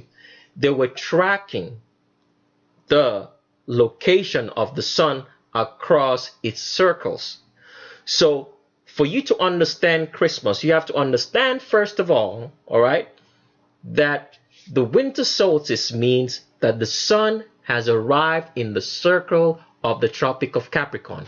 Now, before we go further to show you, pictures that will make you understand that, let's read and understand the meaning of Yuletide that we talked about here before. Yule, from where you get another name for the winter solstice was Yule, which is a Germanic name. And for you to understand that this practice, of worshipping the sun when it arrives at the Tropic of Capricorn all came from this. So let's move on. So I read the meaning of Yule from Wikipedia for you to see what it means here. You can pause the video at any point in time, or just go type out Yule, and Wikipedia should come up and you guys can read about it. It says Yule or Yuletide means Yule time. Yule time then meaning the winter solstice time. Remember, that's where we get the word Yule from the winter solstice, which indicates that the sun has arrived at the Tropic of Capricorn, okay? Was and is a festival observed by the historical Germanic peoples. Scholars have connected the celebration to the wild hunt, the god Odin, and the pagan Anglo-Saxon Modrenet. It later underwent Christianized reformulation, resulting in the term Christmastide. That is from where you get Christmas. Christmastide. So it's telling you that this Yuletide, or Yule, the celebration of the sun arriving at the Tropic of Capricorn, right, was called Yule. And then when the Roman Empire came in, the black woolly-haired Romans, they Christianized it and called it Christmastide. All right? So now with that said, so you have the basic foundation. I'm going to pull up a picture and show you the revolutions of the sun so you can understand what's going on and why it is celebrated on December 21st sometimes, and sometimes December 22nd, December 23rd, and at the latest, December 24th. All right? So I'll make you understand that and why we have Christmas on the 25th of December. So let me do that. So here is a picture of the flat earth, and before I get into the explanation, I want you to understand how the so-called dome of the flat earth is. I want you to have in mind something like a very high cone. I want you to remember that. A very high cone with that cones up to the top. So if you ever seen like maybe you drive along the freeway or the roadways and you see those cones, think of that. A very high cone. That's what the firmament looks like. All right. And it's flatter on top. So that means the higher you go up, the smaller the top becomes. I don't know if you understand what I'm saying. So the higher you go up on a cone, if you're working yourself from inside the cone to the top, the smaller the frame becomes. Okay?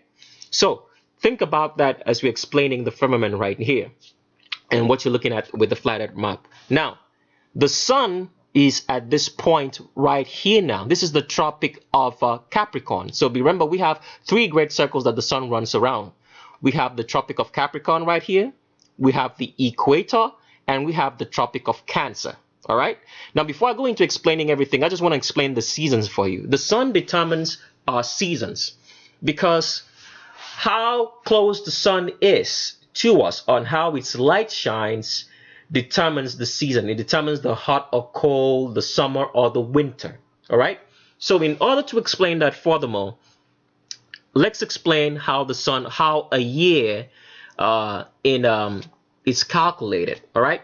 So according to all the greatest civilizations that lived before the present albino ones, all right, the black woolly head ones, the sun started its journey at the equator. Why does it start at the equator? Because the very first civilizations of man lived in Africa. I'll put all this in a book so you guys can understand it. I'm not going to go into too much details because I don't want to make the video too long. It's already long already. So they knew that the sun started its run in the equator. So that's where this was counted to be in Africa, right? And as you can see, the equator is running around someplace around where they have, like, I think that's the Equatorial Guinea, just off the coast of Africa. This place is, I think, this should be Nigeria. I think about that. So now, this is where the sun starts its revolution. So this is what happens. This is how we count one full year. The sun comes up towards the Tropic of Cancer right here. And when it runs around this circle in the Tropic of Cancer, we have what we call summertime. So running around here causes the summer. Okay? Now, when the sun comes into the Tropic of Cancer and runs around here, we have summertime.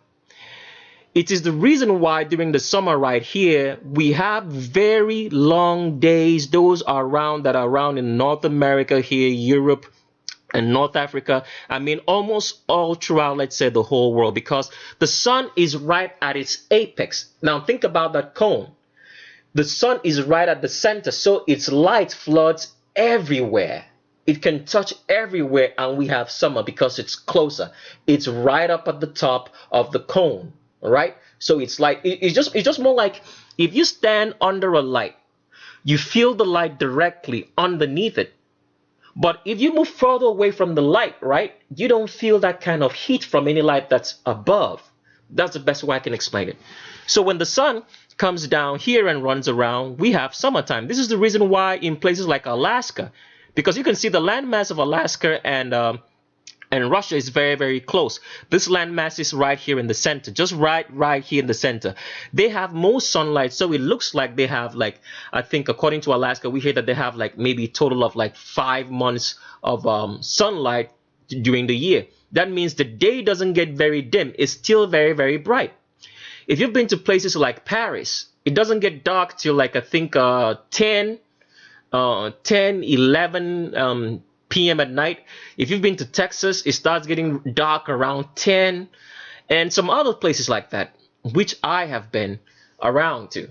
So now what happens is when the sun comes out here, it causes the summer running around here. Okay? Remember, the year starts from here, right?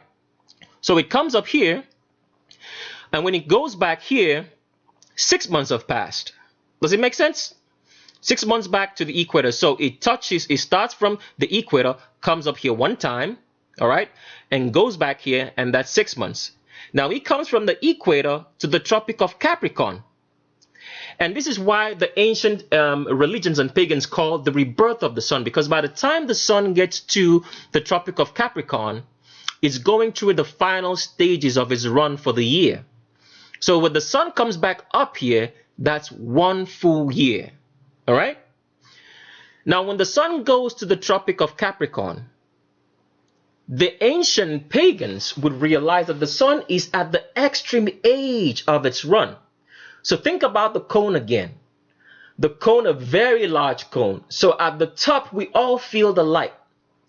When the sun goes down back to the farthermost rims of the cone, where its light is not directly overhead us, we feel the sunlight less. So the days get colder, and that's how we have winter.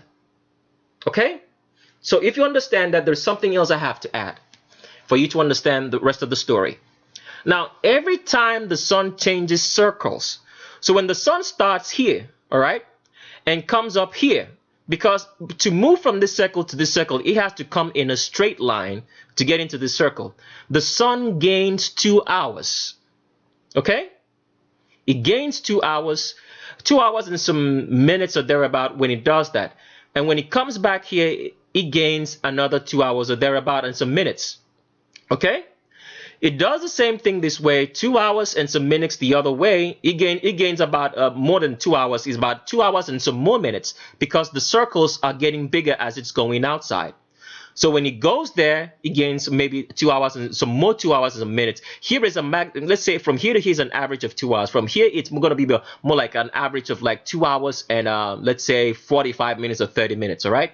It goes there and it gains another 2 hours or 2 hours and 50 minutes or thereabout. Here is about 2 hours and some few minutes. And here is about 2 hours and 45 minutes or thereabout. It comes back here, it gains another 2 hours. So every time it does that, it gains 6 hours in a year. Now, if you've noticed this, there are some days in the year, because you wouldn't notice the 2 hour difference, because the 2 hour difference here just means that there is more sunlight shining. That's the best way I can explain it. There is more sunlight shining. That means the days stay longer.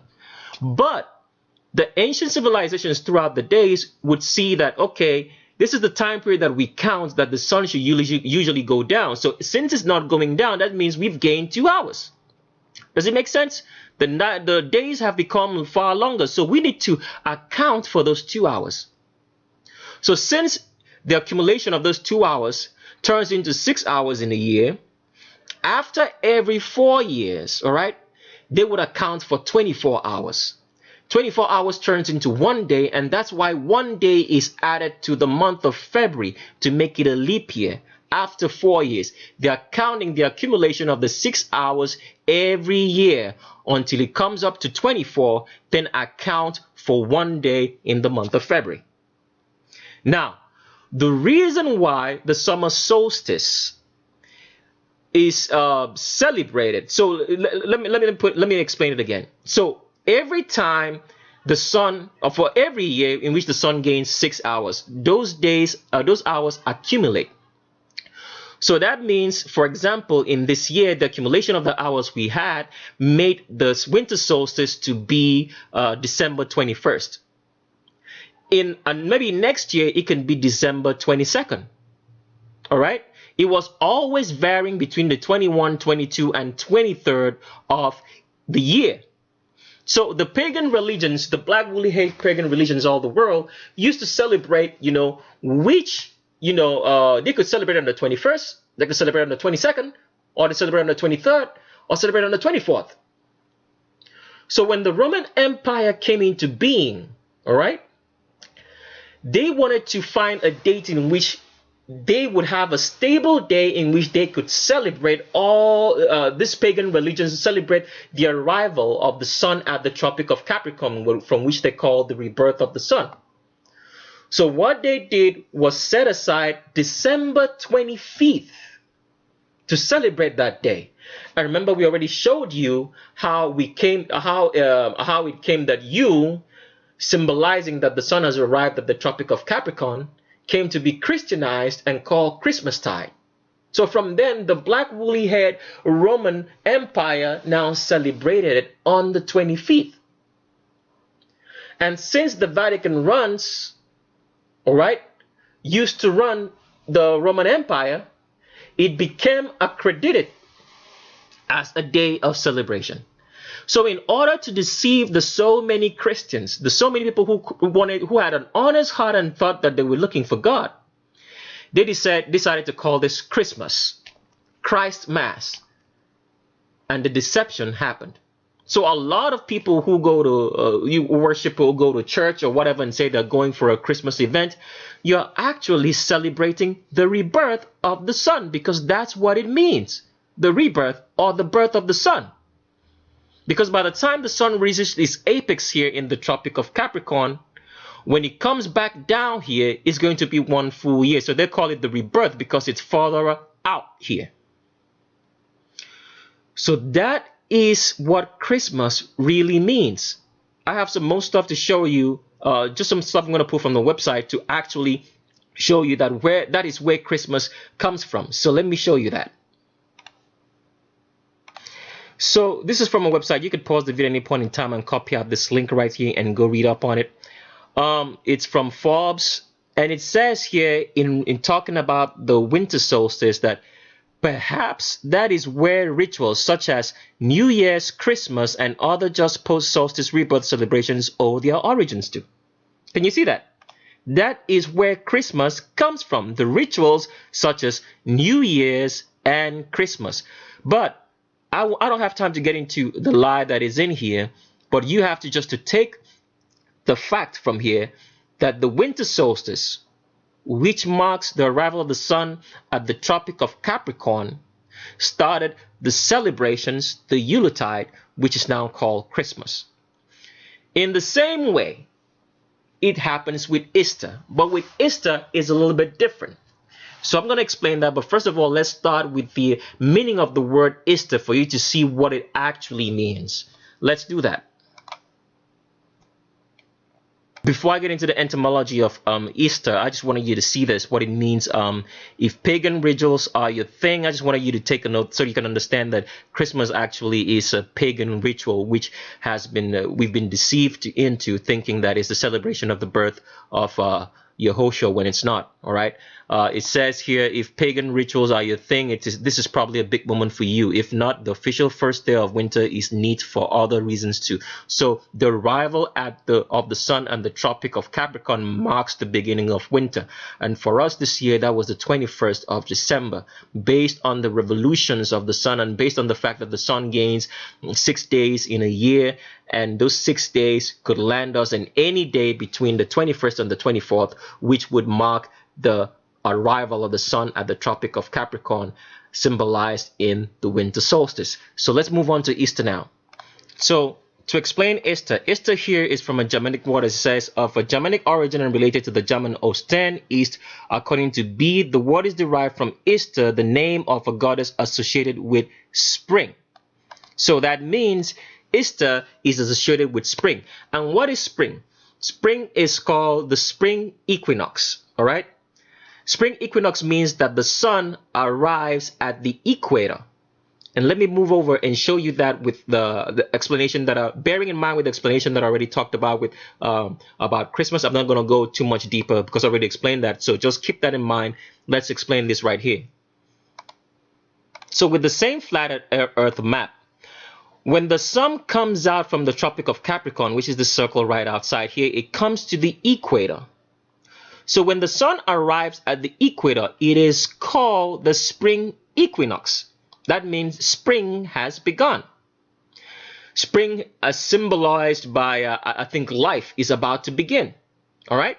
So here's what you have to notice.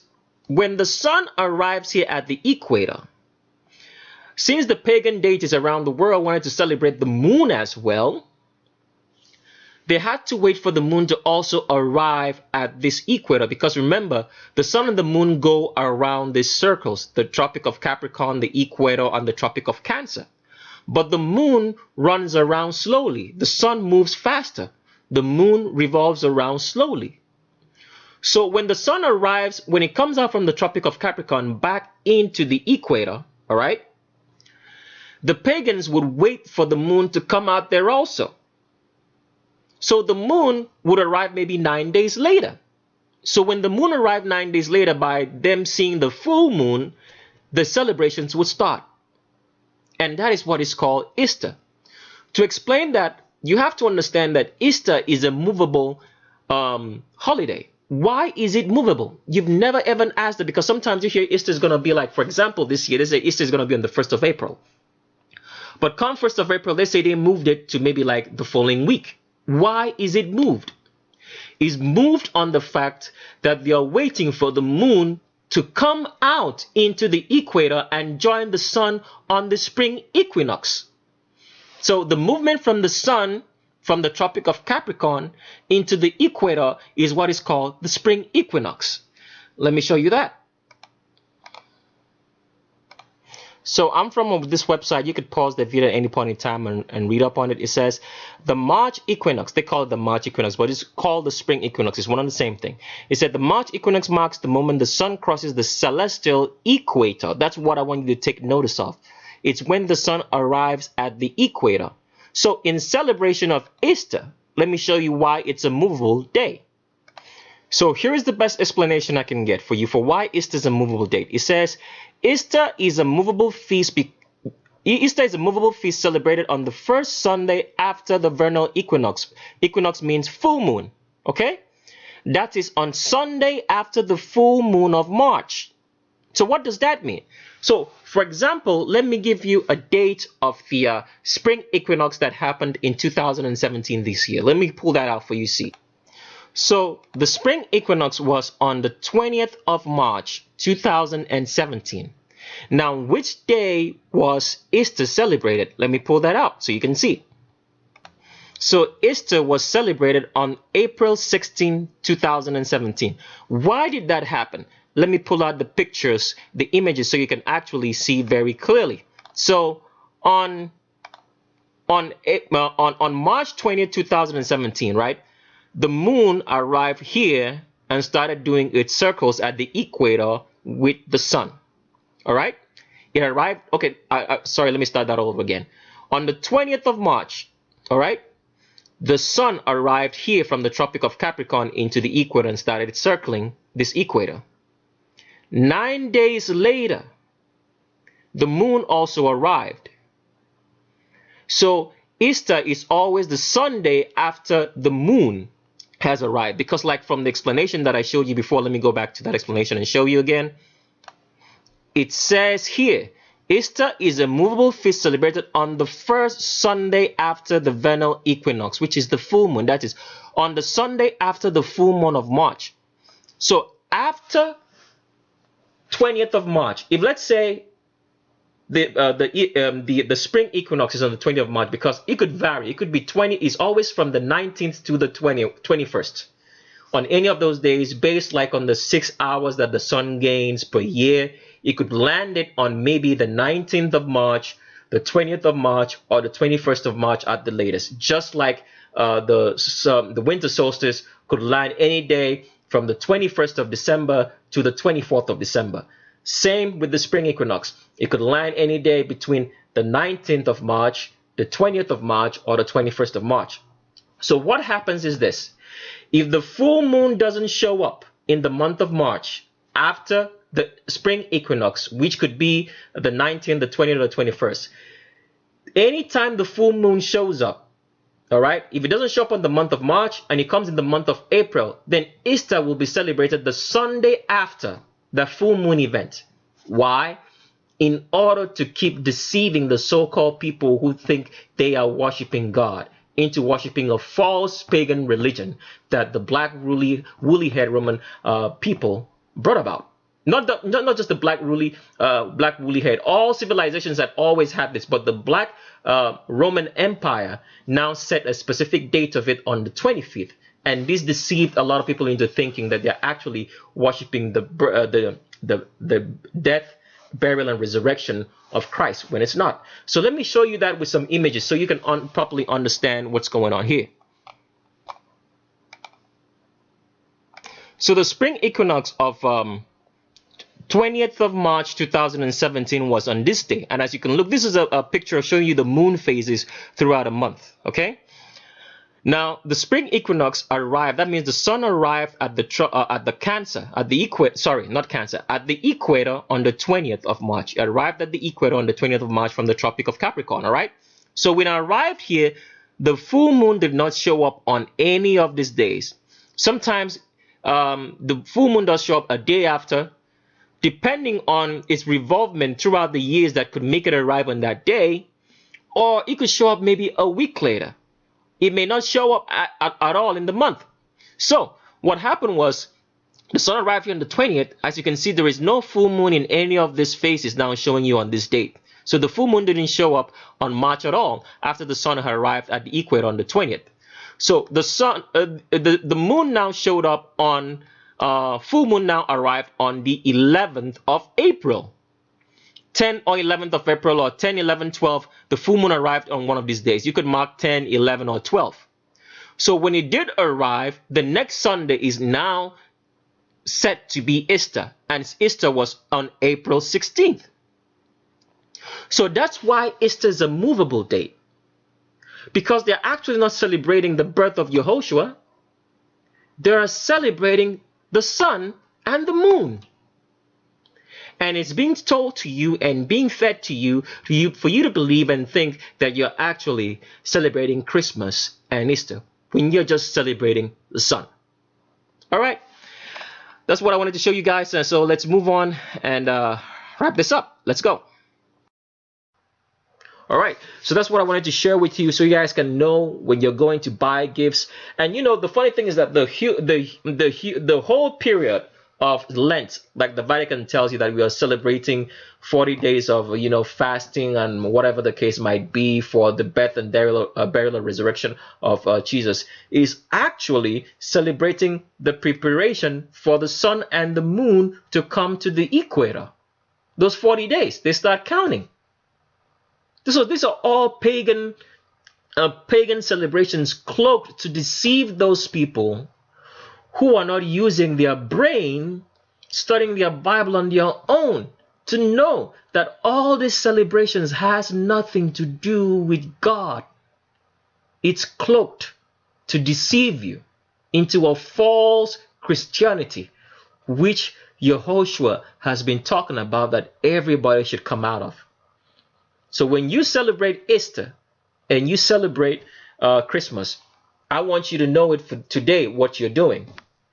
So in case you've been doing it ignorantly, you know it now. All right, let's go on to the transvestigation of Duff McKagan and wrap this up. Here is Duff McKagan right here. As you can see, he has the Q angle below the crotch. See that? And it's very, very acute, because you're looking at a female. Duff McKagan, 100% female, not a man. It's a transgender, all right? And this lady that he has here as his so-called wife is selling us that deception that these are heterosexual couple when it's actually two females, smiling and deceiving you, all stooges and agents of the Vatican. As you can see, the skull differences are there's not that particular much difference, because if this was a man, his skull should be noticeably larger than that of this woman over here based on their same height and ethnicity. Another picture. Sorry, my mouse is a little bit stuck. Here's another picture of Duff McKagan again. As you can see, what's wrong with this mouse? It's not working today. Come on. Okay. All right. So Duff McKagan right there, you can see the hips are below the crotch and the Q angle is very, very acute. And he starts spreading wider just like a female should be from beneath the elbows, because he is 100% woman and not a man. Been lying and deceiving a lot of people for way too long. Another picture. And that's Duff McKagan right there lying down. And you can see that already, that's a female that you're looking at. But there's an arch in the back. I want you to notice that, right? See the pelvic tilt and how it bends and curves into a C-shaped arch right here? Because it's 100% female, not a man. Let me try to blow that up as much as I can so you guys see it. See that? Deep C arch in the back lying down, because this is a woman all the way. All right? Another picture. Duff McKagan again, as you can see right there, that you're looking at a woman with the way it walks, and the Q angle is still below the crotch, not above it like a man should be, because Duff McKagan is 100% female. All right, another picture. Duff McKagan again, and the Q angle right here is just screaming out, I'm a woman all day. I can't lie about it, because it is a woman. It's been lying to us, telling us that it's actually a man when it's not. Let me blow this up so you can see it very clearly. That Q angle is saying I am female, is below the crotch. I don't know what's going on in there, but we know it's not real. All right, another picture. Here's Duff McKagan. As you can see right there, you're looking at a female. So if you've ever been listening to Guns N' Roses and you've been trying to check out this dude, you've been sorely deceived. You're looking at a straight up woman. Look at that. That's a female. All right, not a man. Another picture. Duff McKagan, as you can see right there, the waist or the angle or what they say, the line of indentation is above the navel, and it's so high, and it's aligning with the elbows as he gets wider. And you can look at the chest. There is no clear separation between the chest muscles and the abdominal muscles. They're all melted together because this is a woman. Been lying to you, and whosoever this is trying to sell you the idea that you're looking at a man when it's actually a female all along. And the Q angle doesn't lie. It's screaming, help me, I'm a woman. Look at how high the navel is, right? So high up in the abdominal area. The pelvis is tilted forward because it's 100% female. Another dude, a transgender. Let's go. Another picture. Sorry, did I want to say Hillary Duff? I'm not talking about Hillary Duff. Duff McKagan, okay? All right? Something on the neck. There's nothing there. He's just trying to make you feel like, you know, I'm a man when it's not. Look at this is 100%, and this is the so-called wife, right? Lying to you that this thing that you're looking at is actually a dude when it's not. But the Q angle is telling you I am a woman all day. And this is the reason for a lot of the low jeans that you see today, in which they try to make men and women wear. It's a fashion design from the devil itself. Is to cover up the idea that the crotch right here is not sitting so low because it's a female. So they make this jeans look this way, like it's a low waist kind of jean, when it's actually a female right here. Sorry what I said. The low waist is made to make you deceive that it's a male. That's what I wanted to say. But you're looking at a woman all the same. They have the same waist. He has the same waist as this woman over here, right? See where the navel is and see how long it is from the crotch? His own is covered up, but it's right there. It's way too high because you're looking at a female, another man. All right, another picture. I wonder what's wrong with my mouse today. Sorry, fellas. Okay, and that is Duff McKagan again. Look at that. And probably I think this could be the daughter. I don't know. This is the so-called wife over here. And look at that. From the elbows, it's spreading wider, hourglass figure, and the widest point is below the crotch from where his Q angle starts. 100% female, another man. All right, another picture. Duff McKagan again. Look at that. Look at that. Look at that. Look at that. Look at that. Look at that. This is what I'm trying to tell you now. This low jeans, and especially with men sagging their jeans, all that, you know, fashion way of dressing or whatsoever, this guy sit down and think about it. How can we make jeans such that it can give a deceptive, I don't know, deceptive line of view when somebody looks at it, to make it look like the waist, you know, is longer, it's sitting lower, so someone can look like a man if he's female. Because for the man, we already know it's for the man.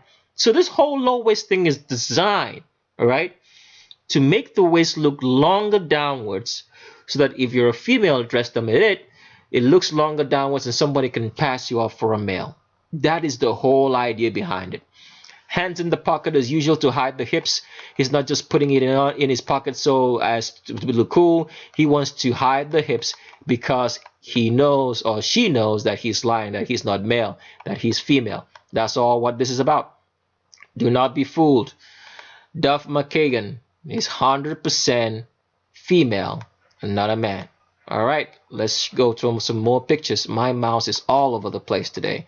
All right, Duff McKagan again. As you can see, the hips are below the crotch. The Q angle is screaming. Just look at the curvaceous nature of this dude, trying to lie to you that it's a dude when it's not. Hips below the crotch. You can see that right there, below the crotch, saying I am female. All right, another picture. Duff McKagan again. I think I already showed you guys this picture. Let's move on to another one. And look at that. Now here's the so-called wife trying to hug, Duff McKagan. And as usual with anybody, when you're trying to hug someone, your hand is going to try to find the narrowest point in their body. And for females, their waist is high up above the navel. So when your arm goes around, that's where you're going to hold. Because if you don't hold it, that's going to be uncomfortable for you for a while to be holding on to somebody in which you can't find the narrowest point in their body. So your arms are always going to be doing that. And this is what Duff McKagan's wife is trying to do, trying to hug him. And he finds the narrowest point is above the navel because that's where Duff McKagan's waist is at, showing you that he is, yes, a female. Been lying that he's male when he's not.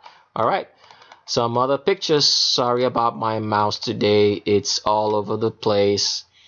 Okay. Another picture right here. And there's Duff McKagan. I just wanted to show you that. Looking all feminine. If you looked at that face, would you say that you're looking at, a man? I'm not saying that men can look feminine, but because we've already moved out the primary, we've proved to you with the primary indications that you're looking at a woman. We just want to show you this so you guys can just actually take a look and see for yourself that you're looking at a female right here in this picture, as you can tell. All right. Another picture. Let's move forward.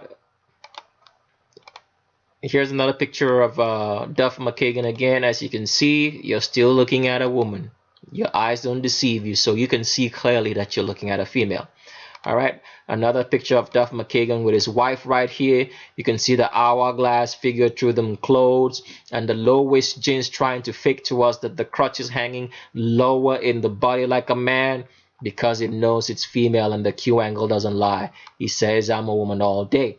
As you can see right there, the skull differences are not different. Even though he is supposed to be considerably taller than his wife because she's wearing heels, as you can see right here, and he's wearing flats. The head size is almost the same because these are two females. All right, another picture. Duff McKagan again walking the female walk. All right, trying to I've talked about the female walk before in that because the pubic arch of a woman is wider than a man. So the legs need to do two things. They need to come forwards and inwards while she's walking. So all the weight of the body goes to the leg that's outwards in front. And this is what Duff McKagan is doing.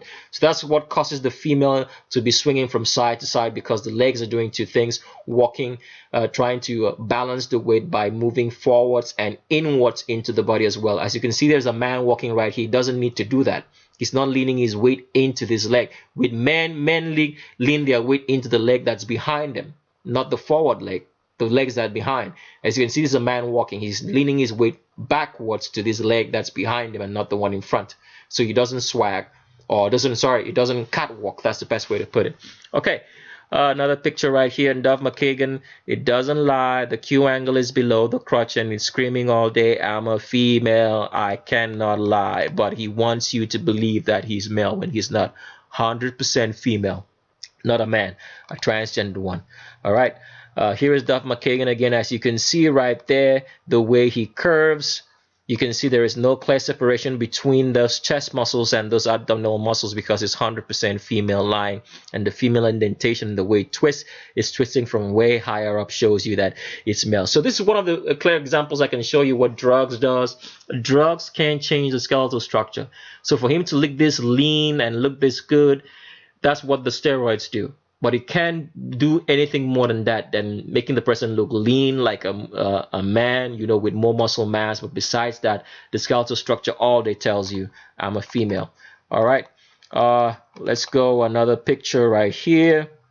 And Duff McKagan again, as you can see, the fine hourglass figure and the Q angle below the crotch. Below the crotch. All right. Another picture. Duff McKagan. Look at this. I mean, just looking at this, you can say this should be a weird looking man. Which man dresses this way and leaves his torso this open like a female? And they've caused a lot of people to be confused because you see some men on the red carpet actually wearing this, and you might probably think, oh, it's that's how just people dress. No, it's what females do. It's meant to cover up those transgenders, so you guys can spot it. 100% female and not a man. All right. Another picture. Oh, Here is it again, and the same dressing again, as you can see. Look at that. Which man dresses this way? Q angle is still below the crotch. 100%. 100% female. All right. Another picture. I think I've come to the end. Let me see if I got one more picture. I think that's it.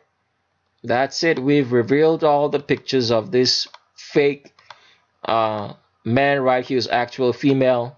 We showed you he had an arch in the back, and that was that. And we've come to the end of today's video. I hope you learned something. Sorry if it was a long video. We don't intend to make videos long. It's what it is. If you learned something, subscribe. Like I said, if you're interested in the book, send us an email. In the email, just say book. All right?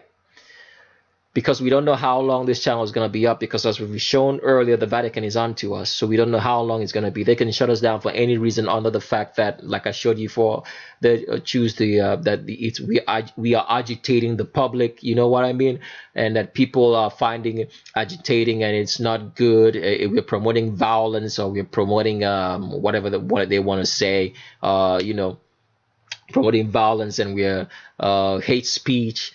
They have so many numerous ways they can shut us down. So send us an email and just say book, all right? So when the book is ready, we'll send you an email and tell you how to get it, because you won't get it in any store or any website other than from us, and it's going to be direct shipping, all right? And that's it. Like I said, the email is the same as the channel name at gmail.com. And I leave you with these words: look with your eyes, but see with your brain. Thanks, and bye-bye.